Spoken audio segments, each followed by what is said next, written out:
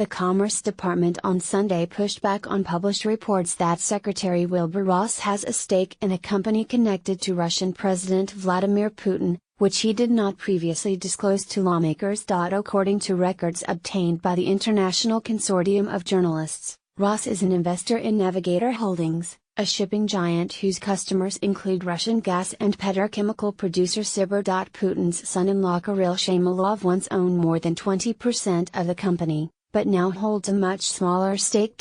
A commerce spokesman told Fox News on Sunday that Ross was not involved with Navigator's decision to engage in business with Subcriber, a publicly traded company, which was not under sanction at the time and is not currently. The spokesman also said Ross, the Trump administration's point man on trade and manufacturing policy, never met Shamalov, and generally has supported the Trump administration's sanctions against Russia, while recusing himself from matters focused on transoceanic shipping vessels. Still, the published reports by news agencies including NBC and the BBC likely will raise more questions about whether those associated with Trump are connected to Russia, amid Special Counsel Robert Mueller's investigation into whether both sides colluded to influence the 2016 White House race. Yet it wasn't immediately clear how many partners Ross might have or what the profit-sharing agreement might be.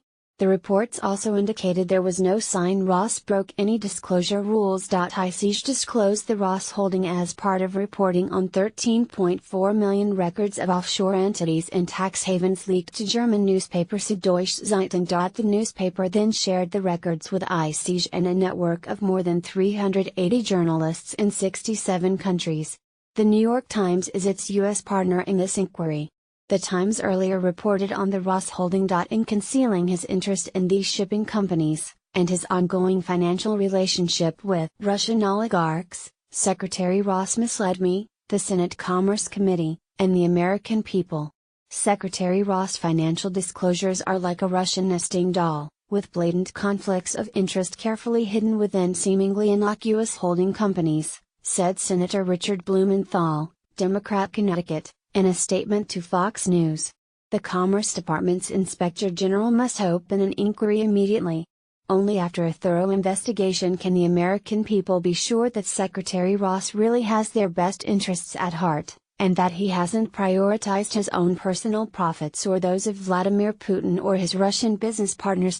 It wasn't immediately clear exactly how much of Navigator, which is publicly traded on the New York Stock Exchange, Ross personally owns.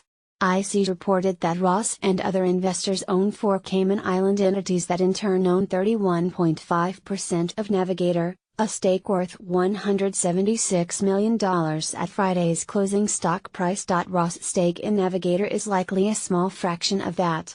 In financial disclosure forms he filed with the government this year, Ross valued his holdings in the Cayman Island entities, which include other companies besides Navigator, at no more than $10.10 million. Subcriber contributed 8% to Navigator's revenue last year, according to reports filed with securities regulators. Russia's energy sector is largely controlled by individuals with ties to state actors, including Putin. Much of the new trove of files includes bank statements, emails and loan agreements from Appleby, a law firm that helps set up offshore dummy companies and trusts. Appleby told the ICJ that there is no evidence that it has done anything wrong. Other records came from Asiacity Trust, a family-run offshore specialist based in Singapore, and from 19 corporate registries maintained by governments in jurisdictions that draw the wealthy seeking privacy.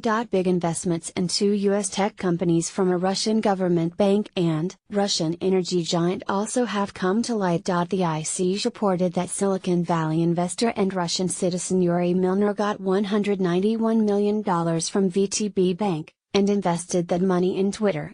The leaked records also show that a financial subsidiary of Russian energy company Gazprom funded a shell company that invested in a Milner-affiliated company that held roughly $1 billion in Facebook shares shortly before its 2012 initial public offering. Milner told the ICJ that he was unaware of any involvement by the Gazprom subsidiary in any of his deals and that none of his investments has been related to politics. Milner also has invested in a tech-savvy real estate fund that was co-founded by Trump advisor and son-in-law Jared Kushner called Cadre.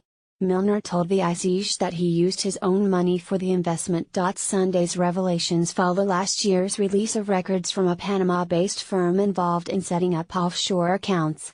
That disclosure triggered INVE,